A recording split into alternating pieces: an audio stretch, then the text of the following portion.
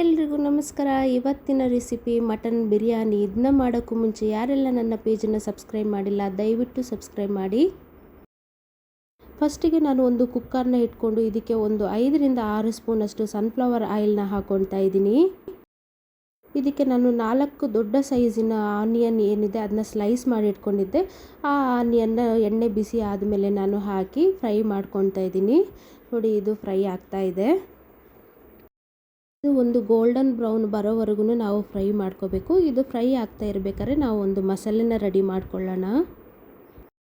ನಾನು ಒಂದು 5 ಲವಂಗ, ಒಂದು 6 ಏಲಕ್ಕಿ, ಸ್ವಲ್ಪ ಚಕ್ಕೆ, ಒಂದು 10ರಿಂದ 11 ಬೆಳ್ಳುಳ್ಳಿ, ಸ್ವಲ್ಪ ಶುಂಠಿ, ಹಾಗೆ ಒಂದು 3 ಹಸಿಮೆಣಸನ್ನ ಹಾಕ್ಕೊಳ್ತಾ ಇದ್ದೀನಿ.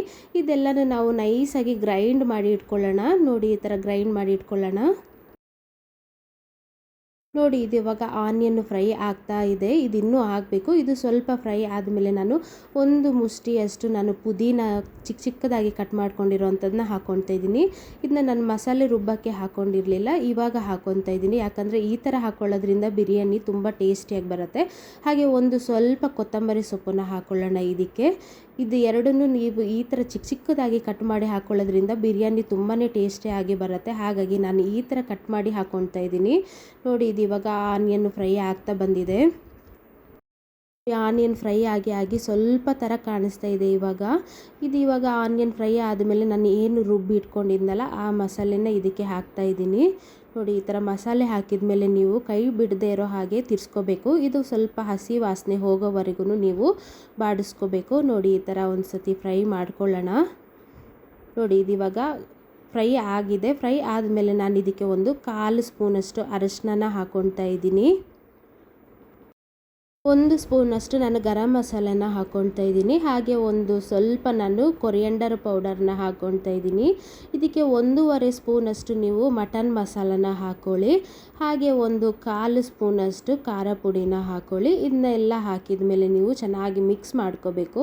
ನೋಡಿ, ಈ ಥರ ಮಿಕ್ಸ್ ಮಾಡ್ಕೊಳ್ಳಿ. ಮಿಕ್ಸ್ ಮಾಡಿದ ಮೇಲೆ ನೀವು ಒಂದು 2 ಟೊಮೆಟೊ ಏನು ಸ್ಲೈಸ್ ಮಾಡಿ ಇಟ್ಕೊಂಡಿರ್ತೀರಲ್ಲ ಆ ಟೊಮೆಟೊನ ಹಾಕಿ ಇದಕ್ಕೆ.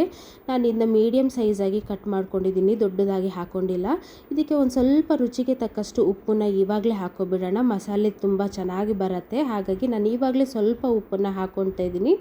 ಉಪ್ಪು ಹಾಕಿದ ಮೇಲೆ ನೀವು ಇದನ್ನ ಚೆನ್ನಾಗಿ ಮಿಕ್ಸ್ ಮಾಡ್ಕೊಳ್ಳಿ. ನೋಡಿ, ಈ ಥರ ಮಿಕ್ಸ್ ಆದಮೇಲೆ ನೀವು ಇದಕ್ಕೊಂದು 2ರಿಂದ 3 ಸ್ಪೂನಷ್ಟು ಗಟ್ಟಿ ಮೊಸರು ಏನಿದೆ ಅದನ್ನ ಹಾಕ್ಕೊಳ್ಳಿ. ನೋಡಿ, ಈ ಥರ ಮೊಸರು ಹಾಕಿದ ಮೇಲೆ ಚೆನ್ನಾಗಿ ಮಿಕ್ಸ್ ಮಾಡ್ಕೊಳ್ಳಿ. ಟೊಮೆಟೊ ಇದೆಯಲ್ಲ ಫುಲ್ಲು ಮ್ಯಾಶ್ ಆಗಬೇಕು, ಅಲ್ಲಿವರೆಗೂ ನೀವು ಇದನ್ನು ಫ್ರೈ ಮಾಡ್ಕೋಬೇಕು. ಇದೆಲ್ಲ ಬೆಂದಾದಮೇಲೆ ನೀವು ಏನು ತೊಳೆದಿಟ್ಟಿರ್ತೀರಲ್ಲ ಆ ಮಟನ್ನ ಇದಕ್ಕೆ ಹಾಕ್ಕೊಳ್ಳಿ. ಈ ಬಿರಿಯಾನಿ ಮಾಡೋದಕ್ಕೆ ನೀವು ಒಂದು ಮೀಡಿಯಮ್ ಸೈಜ್ ಪೀಸ್ ಮಾಡ್ಕೊಂಡಿರುವಂತಹ ಮಟನ್ನ ತೊಗೊಳ್ಳಿ. ಯಾಕಂದರೆ ಇದು ಬೆಂದಾಗ ಪುಡಿ ಆಗೋದಿಲ್ಲ. ಹಾಗಾಗಿ ಸ್ವಲ್ಪ ದೊಡ್ಡ ಸೈಜಿನ ಮಟನ್ನೇ ಹಾಕ್ಕೊಳ್ಳಿ. ಒಂದು ಸಲ ಚೆನ್ನಾಗಿ ಮಿಕ್ಸ್ ಮಾಡ್ಕೊಳ್ಳೋಣ. ಮಸಾಲೆ ಮತ್ತು ಮಟನ್ ಎರಡು ಹದ ಆಗೋ ಥರ ನೀವು ಚೆನ್ನಾಗಿ ಒಂದು ಸತಿ ಮಿಕ್ಸ್ ಮಾಡ್ಕೊಳ್ಳಿ. ಮಿಕ್ಸ್ ಮಾಡಿದ ಮೇಲೆ ನಾನು ಇದಕ್ಕೆ 1 ಗ್ಲಾಸಷ್ಟು ನೀರನ್ನು ಹಾಕ್ಕೊಳ್ತಾ ಇದ್ದೀನಿ. ಮಟನ್ ಬೆಂದಾದ ಮೇಲೆ ನೀರು ಬಿಡೋದ್ರಿಂದ ನಾನು ಜಾಸ್ತಿ ನೀರನ್ನು ಇಲ್ಲೇ ಹಾಕ್ಕೊಳ್ತಾ ಇಲ್ಲ. 1 ಗ್ಲಾಸ್ ಹಾಕಿದರೆ ಸಾಕು. ನೋಡಿ, 1 ಗ್ಲಾಸ್ ಹಾಕಿದ ಮೇಲೆ ಇದನ್ನ ಒಂದು 3 ವಿಷಲ್ ಬರೋವರೆಗೂ ಮುಚ್ಚಿಟ್ಟು ಬಿಡಿ. ಇಲ್ಲಿ ಅದು ವಿಷಲ್ ಬರಬೇಕಾದ್ರೆ ಇಲ್ಲಿ ಒಂದು ಪಾತ್ರೆಯಲ್ಲಿ ನೀರನ್ನ ಬಿಸಿ ಆಗಕ್ಕೆ ಇಟ್ಟಿದ್ದೀನಿ.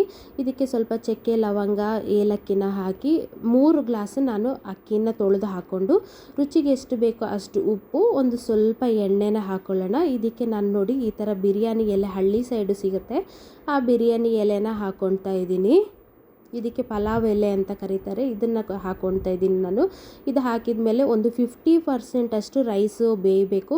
ಆದಮೇಲೆ ನಾನು ಇದನ್ನು ಒಂದು ಸೋಸ್ಕೊತಾ ಇದ್ದೀನಿ. ನಾನು ನೀರು ಸಪ್ರೇಟು, ರೈಸ್ ಸಪ್ರೇಟು ಮಾಡ್ಕೊತಿದ್ದೀನಿ. ನೋಡಿ, ಇದು ಮಟನ್ ಇವಾಗ ಚೆನ್ನಾಗಿ ಬೆಂದಿದೆ. ಇದಕ್ಕೆ ಒಂದು ಸ್ವಲ್ಪ ಕೊತ್ತಂಬರಿ ಸೊಪ್ಪನ್ನ ಮೇಲೆ ಹಾಕ್ಕೊಂಡು ಈ ರೈಸ್ 50% ಬೇಯಿಸಿರೋದು ಏನಿದೆ ಅದನ್ನು ನಾನು ಕುಕ್ಕರಿಗೆ ಹಾಕ್ಕೊತಿದ್ದೀನಿ.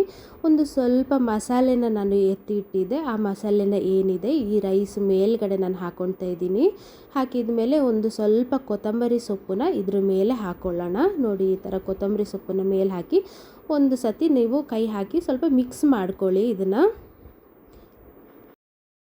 ನೋಡಿ ಇದು ಇವಾಗ ನಿಧಾನವಾಗಿ ನಾವು ಒಂದು ಸತಿ ಮಿಕ್ಸ್ ಮಾಡ್ಕೊಳ್ಳೋಣ. ಮಿಕ್ಸ್ ಮಾಡಿದ ಮೇಲೆ ನಾವು ಇದನ್ನು ಒಂದು ವಿಷಲ್ ಬರ್ಸ್ಕೊಳ್ಳೋಣ. ಯಾಕಂದರೆ ಮಟನ್ನು ಬೆಂದಿರುತ್ತೆ, ಹಾಗೆ ರೈಸು ಕೂಡ 50% ಬೆಂದಿರೋದ್ರಿಂದ ಒಂದು ವಿಷಲ್ ಸಾಕು. ನೋಡಿ ಒಂದು ವಿಷಲ್ ಆದಮೇಲೆ ಮಟನ್ ಬಿರಿಯಾನಿ ಎಷ್ಟು ಚೆನ್ನಾಗಿ ರೆಡಿಯಾಗಿದೆ. ಇದನ್ನ ಎಲ್ಲನೂ ಒಂದು ಮಿಕ್ಸ್ ಮಾಡ್ಕೊಬಿಡೋಣ. ಅಡಿಗಡೆ ಎಲ್ಲ ಮಸಾಲೆ ಎಲ್ಲ ನಿಂತಿರುತ್ತೆ, ಅದು ರೈಸು ಮತ್ತು ಇದು ಮಿಕ್ಸ್ ಮಾಡ್ಕೊಳ್ಳೋಣ. ನೋಡಿ ಇದು ಇವಾಗ ಮಟನ್ ಬಿರಿಯಾನಿ ಅಂತೂ ತುಂಬಾ ಚೆನ್ನಾಗಿ ರೆಡಿ ಆಗಿದೆ. ಈ ಮಟನ್ ಬಿರಿಯಾನಿ ವಿಡಿಯೋ ನಿಮಗೆ ಇಷ್ಟ ಆದರೆ ನನ್ನ ಪೇಜನ್ನು ಲೈಕ್ ಮಾಡಿ, ಸಬ್ಸ್ಕ್ರೈಬ್ ಮಾಡಿ, ಪಕ್ಕದಲ್ಲಿರೋ ಬೆಲ್ ಐಕನ್ನ ಕ್ಲಿಕ್ ಮಾಡಿ.